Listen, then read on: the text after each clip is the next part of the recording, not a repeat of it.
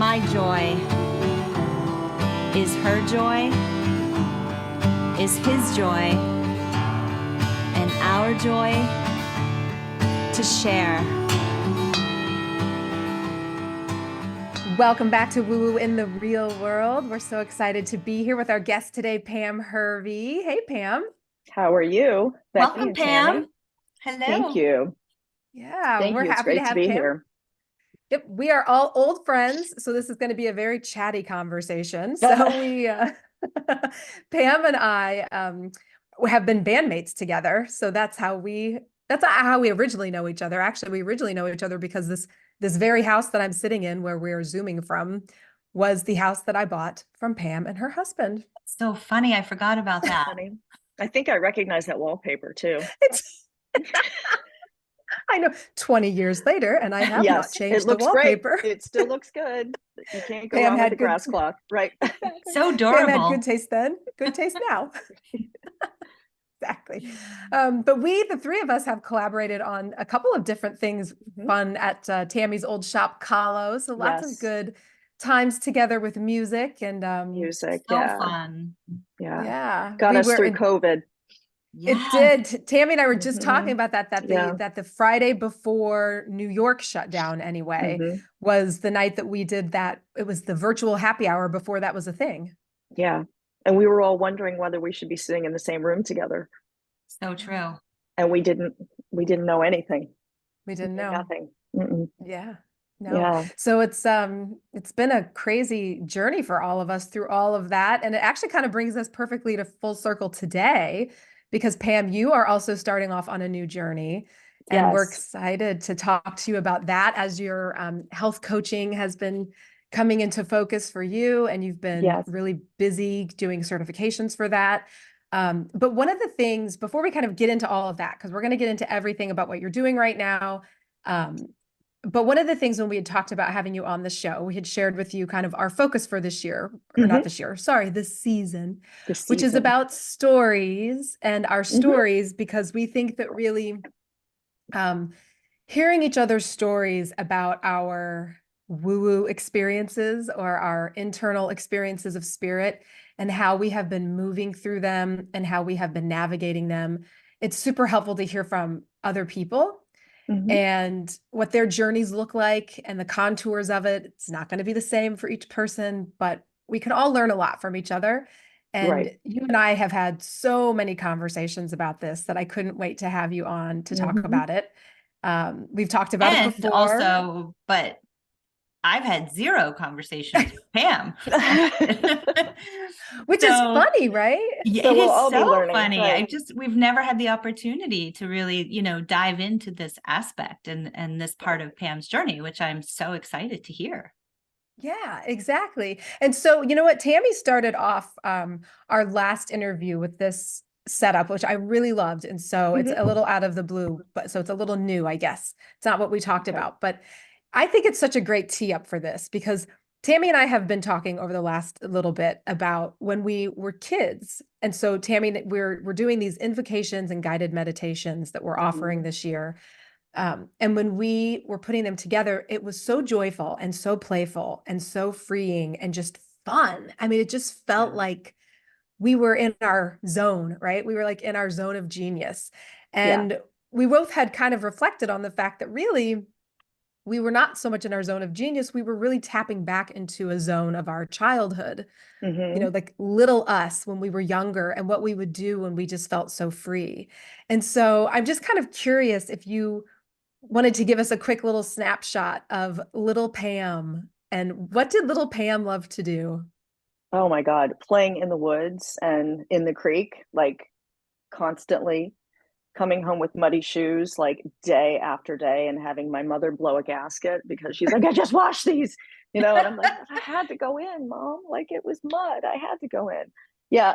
We moved a lot growing up. Like I moved a lot. I lived a lot of different places between like 0 and 18 when I went to college. And somehow we were always close to the woods, or we backed up to a creek. And I guess that was just solace. And, thankfully it was a place where, the theme cropped up again and again of just like being outside, being in the woods, getting my feet muddy. Yeah. I love that. And Yeah, it when was so you much think fun. about those images or that experience as grown up Pam, like what is Mhm. that, what does that call up for you? Like what kind of sensations or memories, or, you know, do Oh you yeah, ever I mean, go it's, back to that moment and bring it forward into your life now? And what's that like? I try. Yeah. I mean, I really, it comes back as joy, and it comes back as freedom, and it comes back as liberation. And Love that. things that, you know, things that I try to tap into every day. I feel like it gets more complicated as we get older, but I think there are good lessons to be had from playing in the creek, Nature, Mother you Nature. know, Mother Nature. Yeah. So I just Pushing want to, boundaries, testing yeah, my own right? mother, you know? Yeah. Totally.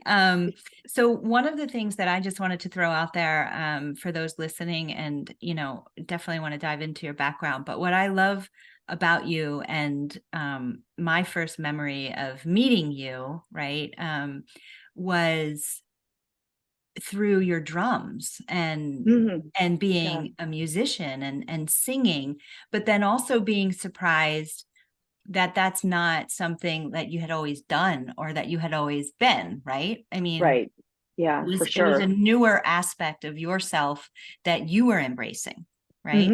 Hmm. And so I just remember that made such an impression on me. And because a lot of times, you know, like we talk about on this show, you know, at some point in your life, and that's what I want to hear, like, when did you say to yourself, or you heard, right, from Hmm. somewhere within yourself, that you wanted to learn how to play the drums? Yeah. Well, yeah. I guess, I mean, music has always been important to me. Listening to it, dissecting it, you know, has always been a part of my life. It was a part of, like, my earliest memories are of, you know, listening to my father in his office down the hall, you know, just like listening to jazz or folk music, like well into the night while he stayed up working. I played guitar growing up, like starting from, I guess, about age 11 or 12. And I played until I went away to college, and I left the guitar at home, and I never really went back to it, sadly, but I pick it up once in a while, but I've lost everything I learned. But it was really when my kids were young, and I was about to force them to take piano lessons, like many parents do, you know, with the idea that music is important, and music is math, and it's good for the brain, and it's good for the soul. But I also had this sense that I needed to model something for them. Like, you know, they were going to have to practice. And that's usually not ever really fun for kids, especially at the beginning when you don't have any skills at all. Um, and I thought about going back to the guitar so I could start to you know, start playing again and show them that I was practicing, but for some reason that really wasn't speaking to me. And it was just a moment I remember very distinctly, being in a restaurant with my family, and the girls were small and they were getting ready to start piano lessons, and I heard a song, you know, over the PA in the restaurant, and I was like, oh, drums, that could be interesting. So yeah, I started out with just a snare drum and two sticks. And my daughter's piano teacher at the time was like a jazz and classical pianist, and also a bass player, but he knew enough about drums to get me started. And yeah, it just took off from there. I spent about 6 months on just a snare drum, like, you know, learning rudiments and learning marches before he said, okay, I think you're good to get a drum kit now. So yeah, and then I mean, I spent years doing that. Um, I actually did recitals with my daughters, which was kind of fun, being one of the few grown-ups to be performing at a recital. Um, I actually got to perform a song with my younger daughter one time. She played a little march on the piano, and I played it on the drums. But it really wasn't until Becky and I connected over our band Lawless that I'd ever really played in a band, Mm. with more than one other person, that I needed to accompany. So that was a whole, like, that, that blows the universe wide open as a musician, when you get the opportunity to do that. So, but I idled for a long time. Maybe, I don't know, what year did we start Lawless? 2014? Maybe it was 14, like, 14, yeah. yeah, maybe it was like 8 years. I just kind of idled and did duets, and before I really had an opportunity, and never imagined I'd play in a band either. So I guess that was the other thing. Mm-hmm. Yeah. So, I Yeah. mean, I love, like, the path in for you was sharing it and modeling it for your kids. Mm-hmm. Yeah. And, it's just such a beautiful example of, being open, but also figuring out what makes sense for you. Right. Right. Yeah. And, that's one of the things that I think anybody listening, it's like, this is Pam's story, right? Somebody Right. might be sitting out there going, yeah, I'd really like to pick up the guitar again, or I'd always wanted to take singing lessons, or maybe, I want to learn how to play the drums. Yeah. Yeah. And I And, would argue it's never too late. I mean, I it's have never people too ask me late. all the time. I've never, you know, at a gig, they'll be like, "Oh, it's so cool that a woman plays drums." I would love to play the drums. And I'm like, go do it. Like, Right. go do it. You Go can do do it. it. Yeah. Mm-hmm. Go do it. Yeah. You totally can. So, and now your kids are much older, right? Yeah. Mm-hmm. One is graduated from college, or they're both One still is one is graduated from college, and one is a junior this year. right. And mom is So still playing the drums, mom is still playing the drums. Yeah. and you're singing now. Yes, mom is singing, which is So something tell us mom would about that. So then it would was like, never have thought. Yeah. yeah. So tell us how playing the drums led to singing. Well, I guess, even when we were Lawless, Becky, we were always looking for like backing vocals, and it took me a long time to warm up to that, because I never imagined I would open my mouth and sing in front of anyone ever, except my kids. When they were little, I sang to them all the time. But I had no feedback as to actually how I sounded, because kids are happy when you sing to them no matter what. But And it's their mom, right? Mom's it's their mom, singing. How right? cool is Mom's that? always a rock star. Yeah. So but it was like we had iterations of our band, and when we pared down a little bit, there was more of an opportunity, and actually more of a need for me to be able to launch another voice in. So I just over time got comfortable, and especially during COVID, I guess. My bandmate in Palomino, who you both know, Tom O'Brien, we kind of, during COVID, when everyone was isolated, we were sort of member of each other's pods. And so we were able to keep practicing during COVID, even if times it was us sitting on his front porch at opposite ends with our coats on, and we just started trying things. It was like a very just like sequestered, safe environment. And he'd say, "Why don't you Like sing?" two kids playing on the porch. Exactly, or in the creek. Yeah. Yeah.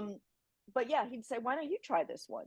Why don't you try singing this one?" And I'd say, "No, I can't do that." He's like, just try it, And so then we just kind of progressed from that, and we came out of COVID. I came out of COVID with like a whole new comfort level with singing, just having had so much, what do you call it, like time in the seat, like to kind of practice that during COVID, during the pandemic, when we were all kind of locked down. And we had a number of opportunities, like, sadly, live music in indoor spaces like really shut down a lot during COVID, but there were opportunities when the weather was warm for the two of us to perform outside, which was great. So we played out a lot during COVID, in the spring, summer, nice fall, months when music was still around. Music was sort of socially distanced, but people wanted to hear music. Yeah, for sure. Yeah, we definitely played at Kahlo a number of times Oh yeah, no, for sure. during COVID. Yeah. Great, beautiful. And I went over to some of those porch concerts at Tom's, Yes. just great. Yes. And Yeah. you know, the thing about it too is one of the women that we interviewed on this season's podcast, not really sure what order of things are going to be aired, but it was the interview right before yours. But you know, she talked a lot about getting into your own essence, and finding what brings you joy and what makes you happy, and those are the things that you should be doing, right? Right. And one of the things that I've observed with you now, even in like a packed bar at North Star in our little community that we live in, right?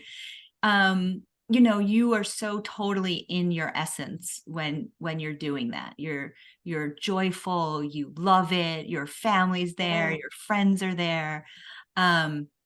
And this is a different conversation for us on the show because, you know, is it very woo-woo, right? Would you consider yourself a very woo-woo person? I don't know. Maybe we should talk about that too.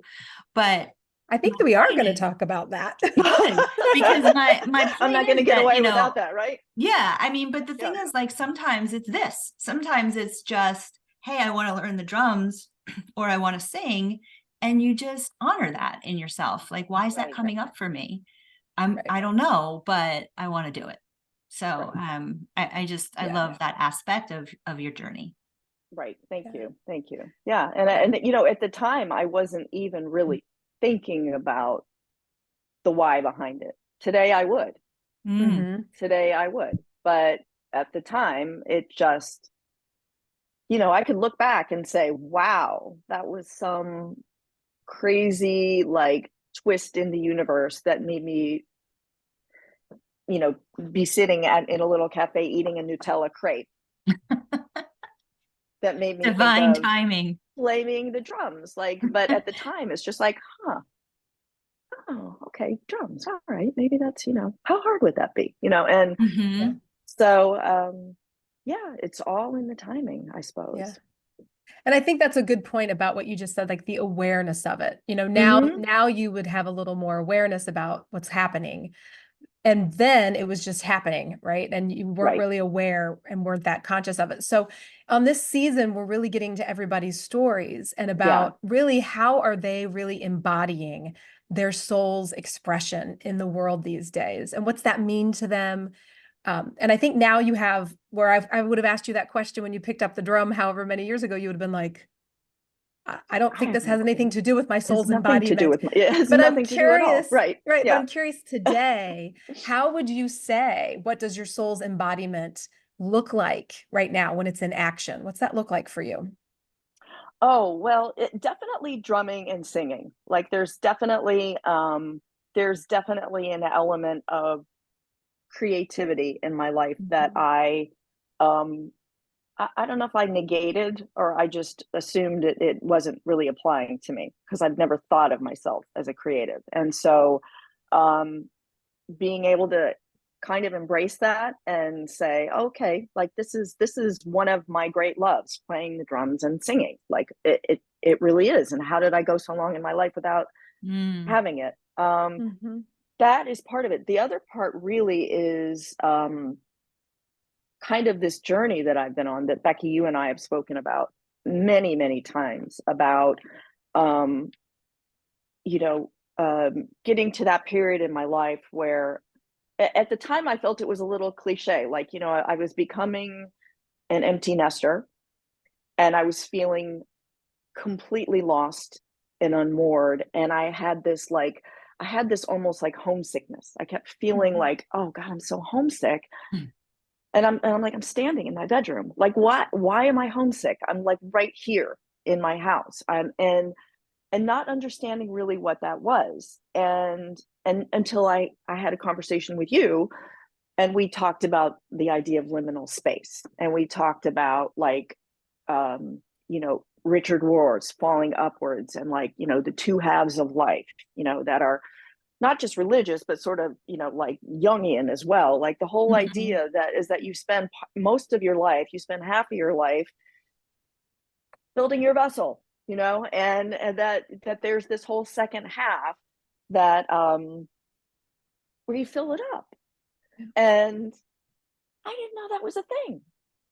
I had no idea that was a thing. And so it just gave A lot of like people that. don't. A lot A of lot people of people don't. don't. And Yeah. especially women, you know? Especially women. Yeah. Yeah. And so that conversation, Becky, that you and I had with Jocelyn, but, I ordered up Richard Rohr and I read it, and it was like, oh, thank God, this is a thing. And I'm just part of this thing. This thing happens to people. And so it was recognizing that it was a thing and that it was okay. And it was okay that I was banging around. Like I had no Right. idea where I was going. And that was okay that I was banging around because it was a thing. It was a thing. And so I spent like really, I would say a good couple years just sort of banging around and trying to figure out where I was being called and what I was being called to do. And, I had conversations with someone who was sort of like a spiritual guide for me, who I said, I have these 5 things that I could do, and I just don't know which one to do. And, it's keeping me up at night. Which one do I do? I wake up and I'm like, what should I focus on? Is it which one? And he was like, why don't you just do them all? He's like, there's nothing to say you can't do them all. And so I thought, well, okay. So that opened up a little freedom for me to say, okay, I can dabble in all of this. And I had some time last summer to kind of just be by myself and really think about it, do some reading, do some meditating, just do some real soul searching kind of off the grid. And I came out of it thinking, I just really want to learn more. I should probably touch on my health journey and mine of my mom and my family, because that really informs how I ended up navigating kind of into this next spot. But I was diagnosed with celiac disease in 2008, so that's like 15 years ago, maybe a little more, and just by accident. Honestly, just by accident, even though looking back, I definitely had symptoms of it earlier in my life, and big red flags that I might have had some sort of autoimmune issue. But and I had like an upper endoscopy. I was like checking the health of my esophagus, and my gastroenterologist said, your esophagus is fine, but I think you might have celiac disease. I'm just seeing a lot of like degradation of your small intestine. And I was like, oh God, how can that be? Like, that would be such a drag. But it was, in fact, true. And so, and she said, and by the way, you have to get your kids tested because it's really hereditary. So I got my kids tested, and unfortunately or fortunately, one has it and one doesn't. So, but like the whole household kind of had to overhaul in terms of what we ate and what our nutrition looked like. But what amazed me is that she wanted me to come back 6 to 8 months later to recheck. And I stopped eating gluten completely. Like I wasn't messing around with it. And the second time I went back for the endoscopy, she said, your gut is completely healed. And she took blood work, because there are these markers that are on if you have celiac disease. And she said, your markers are completely off. I would never know you had celiac disease. And she's like, congratulations, you've just healed yourself. Wow. And which was huge. Like Is for that me, it was like, normal? Is that normal for people who have celiac? Like if you just stop eating it, you heal yourself? Usually you do. I don't know that it happens that fast. I never anticipated that it would happen that fast. Some people still have problems, I think, even if they completely go off of gluten. Some people, unfortunately, still do have issues. But for me, I was one of the lucky ones. But I completely turned it around. And I noticed, I was like, wow, I actually feel a lot better, and my hair is growing in a little bit thicker. And it's just like things are better. I didn't realize I'd been kind of like run down by it. So, so for me, there was no going back. There's no like, okay, well, I'm going to cheat once a week, or I'm going to, I knew I had to raise a daughter who was going to be dedicated. And she was, I think, 9 at the time, which was kind of a big it's kind of a, you know, rough. It's like, okay, you're going to a birthday party and I'm sending you with your own slice of gluten-free pizza, or I'm sending you with your own cupcake. And it's a little bit easier now, you know, it's a little bit easier now, but at the time I was making a lot of stuff for her. But so that was lesson number one for me. Lesson number two was just a few years later when my mom was diagnosed with Parkinson's disease, and her doctor at the time, who is now my functional medicine doctor, said, I can give her the medication for Parkinson's. He's like, it's a little, it's not always consistent. It's not easy to, you know, to get the right dosage. He's like, I'm going to give her that. He's like, but I want you to know, he's like, take this book, forget what it was called, How My Brain Works, or Why Isn't My Brain Working? Take this book, read it. These are the supplements that you need for her to take to feed her mitochondria. This is the way she needs to eat for brain health. And, you know, he said, it's not just about taking a pill. Like you can really impact her health and the progression of this disease by what she eats and how she lives her life, and supplementing, giving her good things for her brain. And so that didn't actually go so well, because, you know, she was in her mid 80s and she really did not want to have a lot to do with, you know, getting up out of her chair and taking walks. And, you know, she didn't want to eat healthy food. She wanted her comfort foods. She decided after about a week that there were too many supplements that she had to take. But so I can't say that, like, oh, it made such a difference for her, but it, like, that book and that conversation and those supplements, like, that was another door opening, you know, for me. So, for you, yeah. And then following on with that, my one daughter who has celiac disease, as it often happens, like there are autoimmune diseases go hand in hand.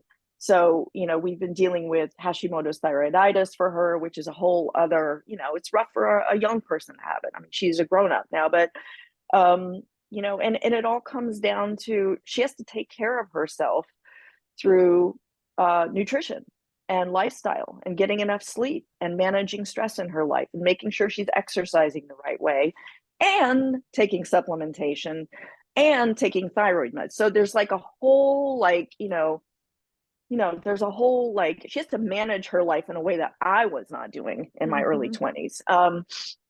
But so I learned a lot. I guess the whole thing is I learned a lot for myself, for my mom, for my daughter. And I learned how, I guess the message is there are some great doctors out there. I don't want to knock doctors. There are great doctors out there. But at the end of the day, your healthcare has to be in your own hands. Like, you have to be the one to take the power. You're the one who has to educate yourself, because no one else will give you the full picture. They're not paid. They're not incentivized. They don't have time to give you the full picture. And so, when I guess it was the end of last summer, I thought, you know what, I just want to learn a little bit more about nutrition. I just want to learn a little bit more about how the body works. And so I found this course that was actually recommended to me by a friend of mine who is a nutritionist at the Institute for Integrative Nutrition.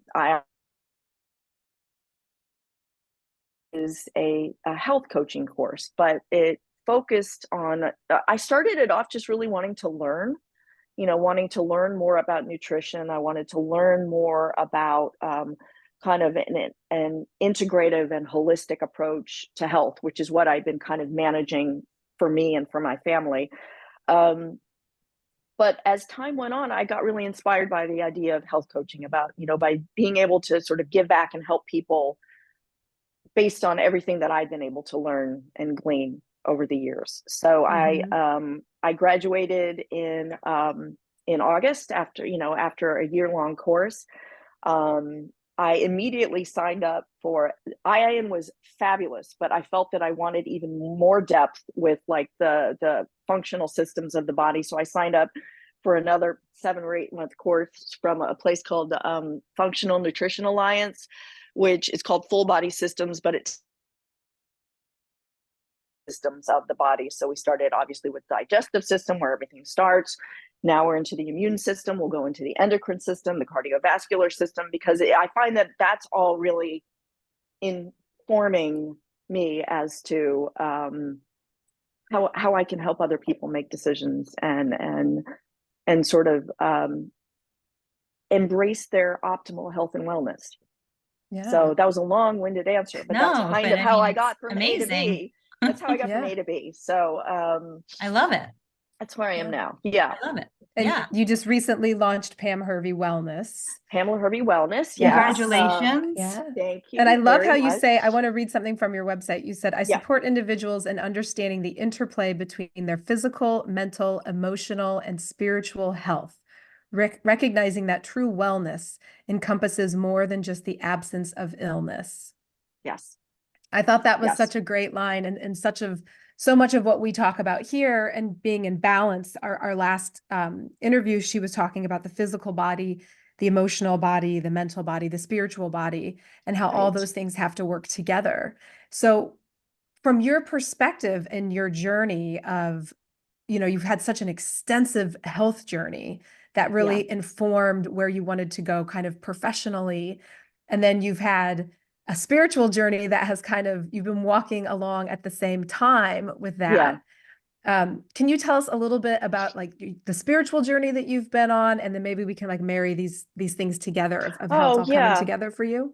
Yeah. I mean, I would say that the spiritual journey enabled the end of this journey, because it really wasn't until I never would have had the idea, like I never would have like woken up and I think I'd be a health coach, like I never, even in the trenches of like trying to manage for my daughter or for my mom or for myself, I wouldn't have thought of that until I went through that, that the dark night of the soul, where it's like I don't know where I am, I don't know what I'm doing, but I feel like I'm being called, and there's something real about that. There's something valid about that.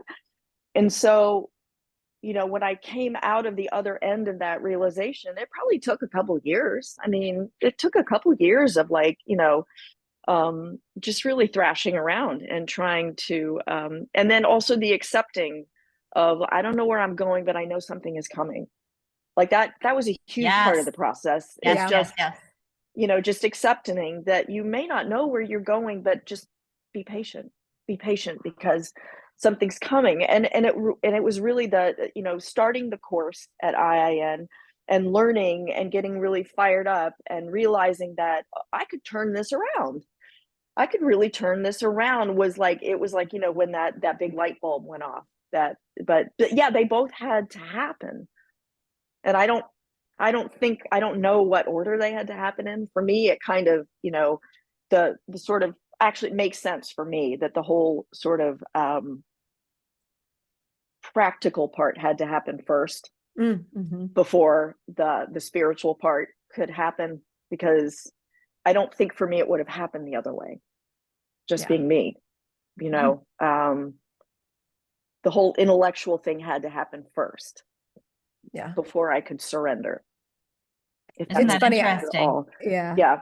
I think there's so many different doorways in, which is one of the reasons why I wanted to have you on, because I know you and I both do start from kind of that same intellectual stronghold where it's really hard. I mean, when we started Lawless, our band, 2014, I think back at the Pam and Becky then, and I think about them looking at us right now, and they would be like, what the hell are you two doing? Right.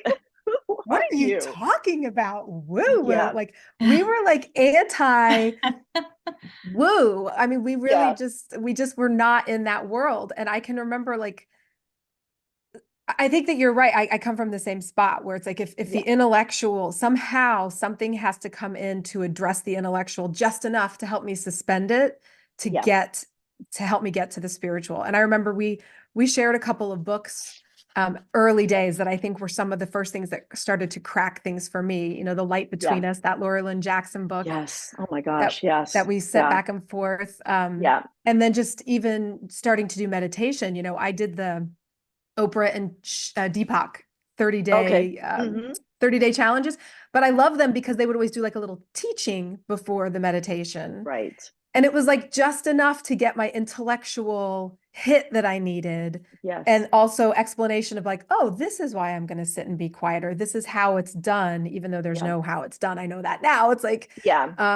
but that was my way in. So I think that I'm glad that you pointed that out, that was Yes. your It kind of totally was. order. Like before I started meditating, I had to be completely sold that there was research that said that this was good for my brain, that Good it's thing going to help my there's a lot of good research out there's there. a lot of good research, but the two sides of my brain are going to talk to each other better, and that section in the middle of my brain, I forget what it's called, is going to grow thicker, and it's gonna whatever, longevity, health, vitality, whatever. I was like, okay, there's the research. I'm in. Mm-hmm. Mm-hmm. Yeah. Mm-hmm. And plus, plus now I know all the benefits of it. Like I know the benefits, for my nervous system. I know the benefits for my spirituality. I know the benefits for my emotional regulation. I know all of that now. But at the beginning, I just really had to buy into the science. Yeah. Yeah. Period. So for Yeah. people listening to your story right now, Pam, and you say in the beginning and then now, what sort of time frame are we talking about? Like when did you start? So you got the information that you needed to say, okay, I'm going to start meditating, or I'm going to try this. Yeah. Was that 5 years ago? Was it last I year? would say that was probably like 5 years ago. Like Mm-hmm. I'm trying to think. It was definitely before the pandemic. Maybe it was like 2018 or 2019. Maybe it was Mm-hmm. after my mom passed away. It was just like it could have been in the middle of Sure. all of that.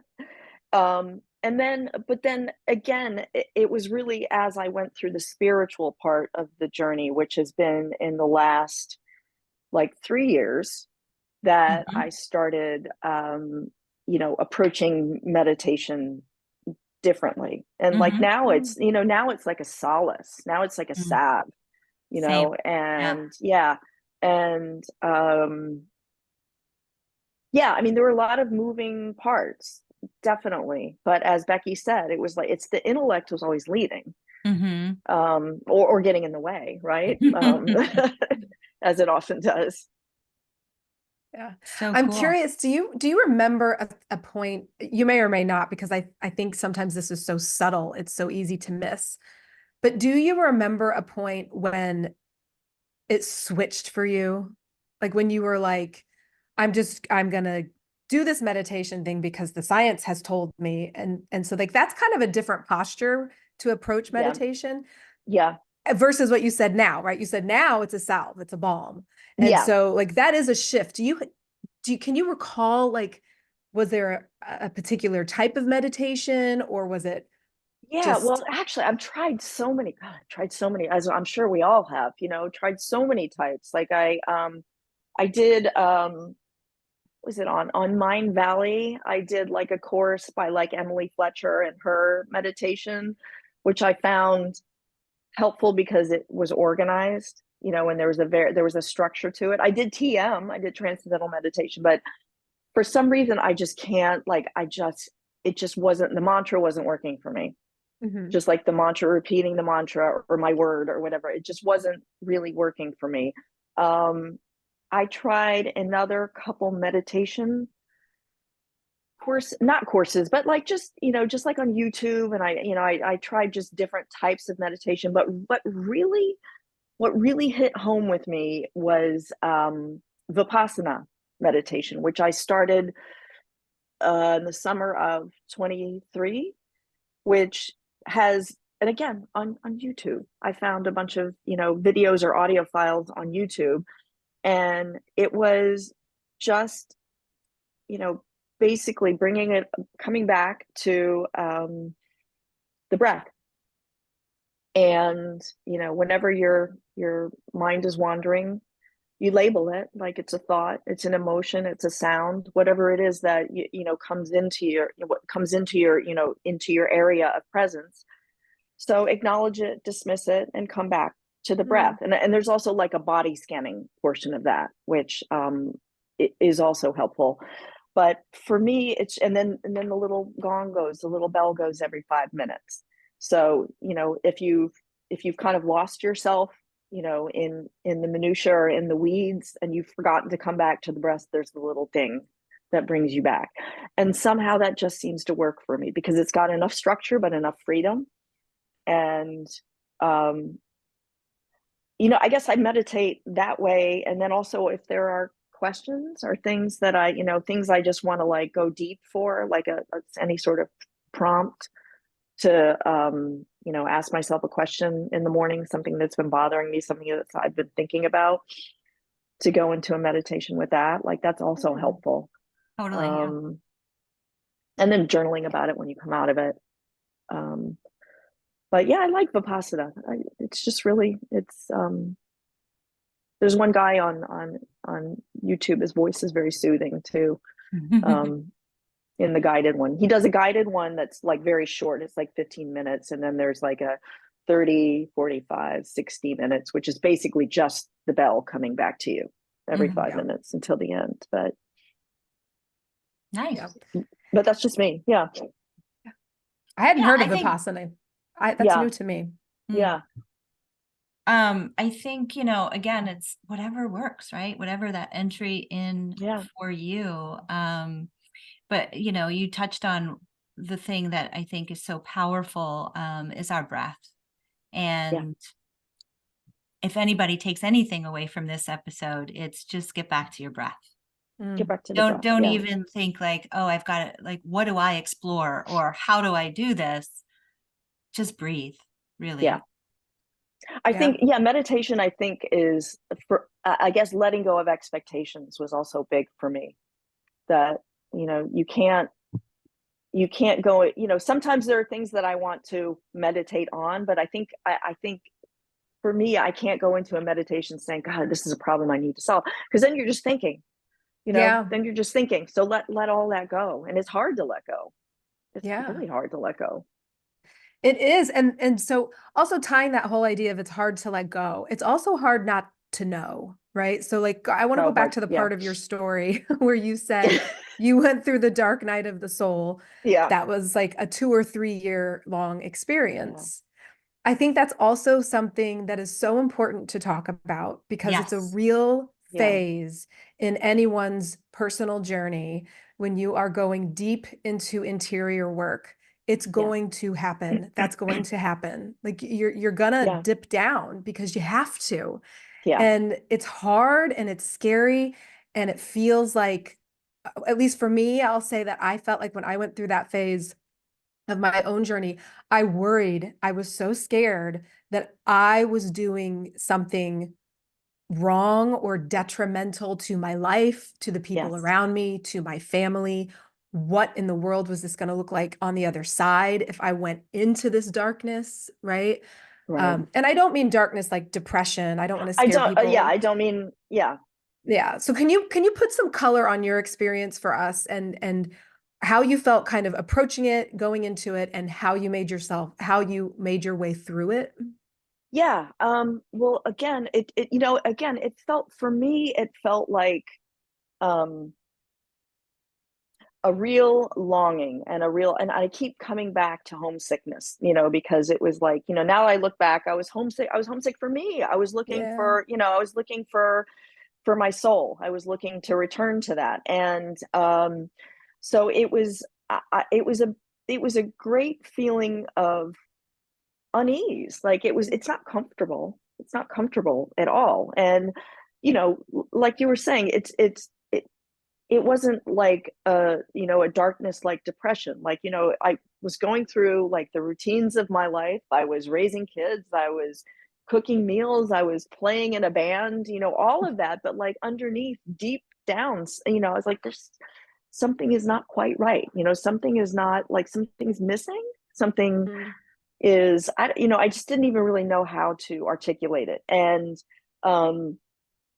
but I can't stress the importance of, once I learned that it was a thing, it became livable. And again, that comes back to the intellect, I suppose.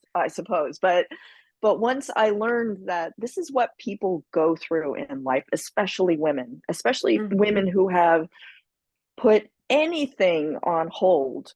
And most of us are, even if we're, like working a full-time job or doing everything we can, like running on 8 or 16 cylinders. Women put stuff aside to raise children. Yeah. Period. And so to realize that, you know what, I feel this discomfort, but it's okay. And I guess it was having to live with the uncertainty, which I don't do really well with. It's not something, it's not in my nature to feel comfortable with uncertainty. So living with uncertainty, and that's where meditation came in, because I was looking for a way to just like hold space for that discomfort, really, and find a way to live with it, but knowing that, I keep coming back to, like, it was a thing, knowing that it was okay that I was feeling this way and that it was part of the process, was that little end of light at the tunnel. And I really felt like I can idle here for as long as the universe wants me to, because I know that there's something coming out the other end for me. And so, so I went through that. I mean, I would say the worst part was before I realized that this is a process in life, this going from the first to the second half, and what that means in terms of coming back to yourself. I don't want to say reinventing yourself, because you're really just finding yourself. You're not reinventing yourself.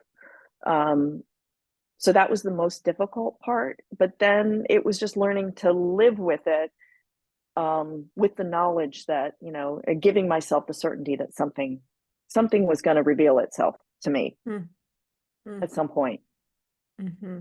So being able to have a context around something is always so helpful. I mean, at least that's like a little bit of knowing, right? It is a little bit of knowing. Yeah. It's like a little, it's like a little cheat code. I'm not the only one. Like, that's always helpful. Right. And that's the whole point, right? Like, that's the whole point of having these conversations, is for us to be able to say to each other, oh, I'm not the only one. You're not the only one. I've been through that. Or somebody might be hearing this and saying for the first time, like, oh, wait, that's exactly how I'm feeling. And you're telling me it's okay that that's how I'm feeling. And having tools to pull through. You had mentioned several times that meditation was a big tool that helped you kind of navigate through that space. Are there other modalities that you leaned on, or was that your primary? I would say doing a lot of reading about the subject, like going on from Richard Rohr, like the Soul's Code, like just looking, just trying to understand that and anything that was written about the process, about being in this part of life, the Sue Monk Kid book that we read. So When the Heart Waits. When the Heart Waits. Yeah. So that was also helpful, just like that education process, to just sort of really dive into that. Any sort of like spiritual books that would grab my fancy. And I also, I kind of gravitated toward anything that said, like, anything talked about, like, are you looking for your soul's purpose? Like, yes, I am, so I went after anything that like advertised or had a tagline that said anything about finding your true purpose. Like, I went for it. So it was, again, like self-education, meditation, like music is meditative for me as well. Being outside in nature is meditative. Connecting you back to what your child knew. Exactly. Right? Connecting little Pam me back knew. to my muddy shoes in the creek. Yeah. So all of those. So powerful. I mean, just listening to you talk and hear you and Becky share what was bubbling up for you around this time and the resources that you tapped into, just so beautiful. And I just keep hearing over and over again in my head, like, just go back to basics. Like, just we're overwhelmed when everything feels complicated, when, we may have so much coming at us. It's just breathe and go back to basics, right? Yeah. And just bring yourself to the moment. That was the other thing like, that's the other thing I learned, is just like living, like, the idea that nothing is permanent. And like, even in like the analogy of the ocean, and like you can either be bounced around on the top or you can be down at the bottom, and you can be in the same ocean, but your experience is different. Like you're within that calm and equanimity, while the turbulence is still going on up above. So like just embracing, just really trying to live in the moment, accepting each moment. Like some are good, some are bad, some are painful, some are happy. None of them are permanent. And to look at, I guess, to letting go of trying to grasp at something. I guess that's when you get something, is when you stop trying to grasp for it, it will just come to you. Yeah. Counterintuitive, right? But that's a big change from first to second. Like the first is like grab, get, make it happen, make it happen. Chase your dreams. Chase your dreams, right? Yeah. And just be still and let it come to you, and it's not like you're doing nothing, but you're just getting out of your own way in a sense. Yeah. You're allowing. In your health practice now, in your health coaching practice, in your wellness practice, where you're really bringing together all of these various life experiences that you've had that really represent the whole of a person and their wellness all together. Your tagline is "Live life in rhythm." Yes. Did I get that right? You did. I love that. That's a nod to being a drummer. Find your rhythm. Absolutely. Find your rhythm, because everybody's got one and they're all different. Yeah. But how beautiful that by your journey and your personal experience of finding your own rhythm, which of course, yes, includes you being a drummer, but also honoring all parts of yourself, right? And then to incorporate that into what you want to bring to the world now and how you want to help other people. I mean, that's so beautiful. It's so beautiful in the fact that this is you on the other side. This is who you are, right? And look at these parts that you're bringing into your world. And you're not saying, well, I am going to be a health coach now. No more drumming for me. Right. Well, they that all was belong fun together while it lasted. Yeah. Right. Yeah. Right. So, and we kind of, if you've been on this soul seeking journey too, it's like, you hear expressions like leave what no longer serves you. And I'm sure that there are things in that pile for you, but look how beautiful that, the drumming, the singing, your creative soul and your practical soul and intelligence, and how you looked at how does Pam want to show up in the world, combines all of those things that bring you joy. Right. And so that's what I love about where you landed, and why I think it's such an inspirational story. And I'm just so happy that we're sharing it and that you agreed to share it, because that is everything that you just said is probably going to help so many people that are listening to it, whether it's one part, whether it's this nugget or that nugget. And it's just really powerful. Thank you so much for sharing that. Thank you guys so much for having me. Tammy, you just hit on something. That big lesson for me, it's okay to feel joy. You should feel joy. Yes. We're on this planet to feel joy, because when we feel joy, we are fueled to be of service in whatever way it is that we're called to. Like, that's an important one as well. It's okay to feel joy. It is okay to feel joy. Because again, as women, we are often that's often negated for us. That's right. It's just really, or I don't want to say discouraged, but it's often put, I'll feel joy once I take care of my kids. That's or right. I'll feel joy once I take care of all these duties that I have. But or hello, okay. I'm doing all of these things. Why don't I feel joy? Why don't I feel joy? Right. Maybe it's the wrong things. Maybe you have to take a step back and look at that. But it's not only okay, it's imperative for you to feel joy. Yeah. Because Amen, then you will spread joy. Amen. Yeah. Then you'll spread it. Yeah. So that is because Becky, because because her Tammy. joy Is your joy. Is your joy. Is my Is joy. my joy. Is their Is joy. our joy. That is from our joy This invocation. is our new mantra. Okay. Oh, Yes. nice. Okay. Yes. So this is something that Tammy and I had that was talking about, that we've been pulling together these invocations and guided Yes. meditations. The first one is on joy, and it's the There you one go. that's on our website for free, so anyone can download Yeah. that. So I think we did not tee you up to say that about like didn't. the joy, Oh, like that was you your did not. organic. I will vouch for that, but Yeah, it's but it's so important. true. It's important to Yeah. recognize and to be able to recognize that in each other and honor that in each other. Yeah. And one of the reasons why I wanted to have you on, and this is like a good little maybe bow to kind of wrap everything up, is that I think that your journey is so relatable to so many people, because you have the practical side of, I had to suspend my mind. I have like my family. I'm trying to figure out what I'm being called toward professionally or otherwise, just to what I'm offering in the world, hand in hand with the spiritual journey, and where you have landed now, kind of, as Tammy just pointed out, like bringing all the parts together after having gone through the really hard and dark work of unearthing stuff and getting things out of your way that were standing in the way.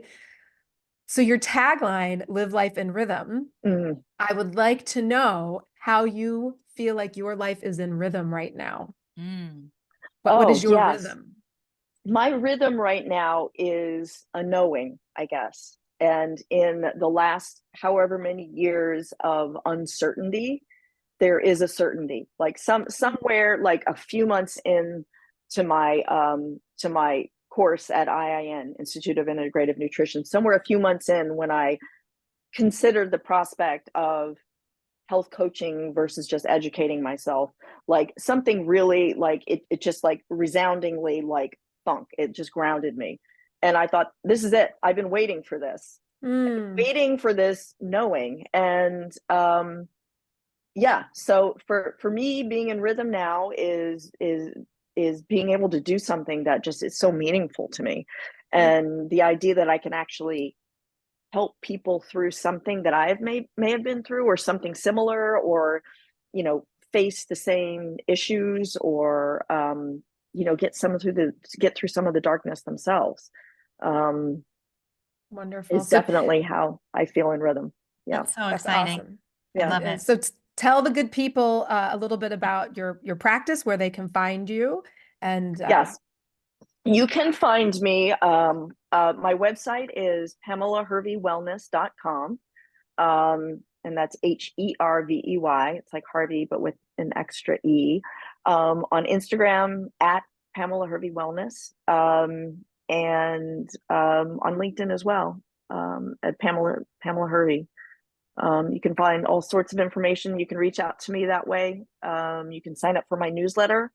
I do a weekly mailing on Wellness Wednesday, just information on health and wellness and tips, and I just there's so much information that I want to share. There's so much information that I want to be able to give the world, especially women, I think, especially moms, I think, just because we're all moms, we've all been through this together, but there's so much information that I want to be able to share to empower everyone to live their healthiest and wellest life. Love it. Yep. So good. Thanks so much for joining us today, Pam. Thank you for having me. Thank you so much for having me. Sharing Good your to journey. talk to you guys. Of course. All right, that's it for today's episode of Woo Woo in the Real World. We'll see you out there on the other side. Right. Bye, guys.